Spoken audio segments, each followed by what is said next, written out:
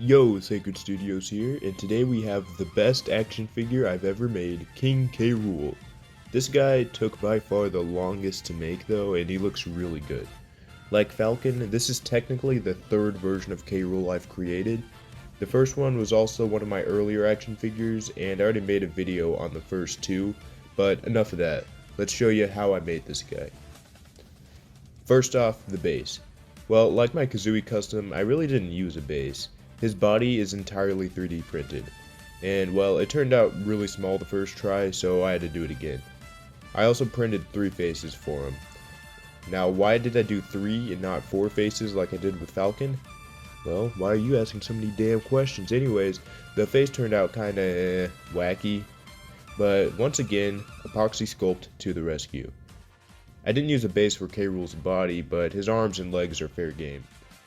I just ripped apart this WWE figure for those, and it turned out better than I expected. Lastly, once again, I had to drill a big ass hole into the heads and then Frankenstein them together. Regarding the crown, I had to make 3 different ones. I accidentally sat on the first one and dropped the second one and couldn't find it. Actually what really happened was the first 2 were prototypes, and I really wasn't satisfied, so I made a third one for that reason. Anyways, on to painting. Painting was easier than that one time I got a JV4 against Mook. But like my other figures, I used the really cheap paints from Walmart. A lot of customizers make this big deal about using the most expensive $20 paints from, I don't know, Fancy Town or something. But I've been using these cheap non-toxic stuff for years and they work fine. One thing is I don't use Crayola for anything. Don't use Crayola paint, crayons, or markers or anything. I don't care if you're sponsored by them, because there's always some issue with them. But yeah, his belly armor and his crown were made out of this cheap ass gold, and his skin was a mix of cheap ass brown and cheap ass green. Last but not least, his crocodilian cape.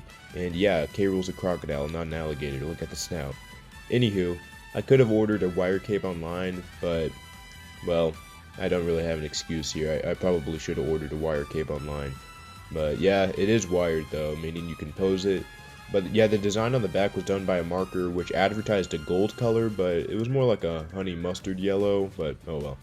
And I got his gem from Amazon. I only needed 1, but I got a ton of them, so anyone want some gems, here you go.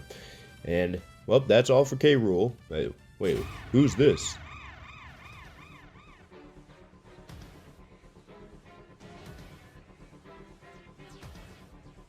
Captain K. Rool? Yeah, this is totally an original character, guys. It's Captain K. Rool. See, look at that. His pirate hat and his blunderbuss were 3D printed, and his blunderbuss especially really sucks. The pirate hat has this little pirate symbol, which was very carefully painted by yours truly. And guess what else? I made no mistakes. In fact, I never made a single mistake when making this guy. I mean, you can't check, so I've never made a single mistake in my entire life. And really, this time, that is all we have for today. Wait, who's this? King Crusher K. Rool from Donkey Kong 64. Well, they must have got really lazy with that name, but yeah, this is the 3rd figure I customized for this video, because they're actually 3 different characters, guys. No wonder it took so long to make, right? Anyways, this chunky boy wears a boxing suit that I sculpted, or I should say, sewed myself. What do you mean he looks terrible and has splotch stains all over it? Well, actually, those are technically sweat stains because, you know, he's boxing right now, so, ha. Wait, do crocodiles sweat? Oh, okay, well, let's just say they're pizza stains or something.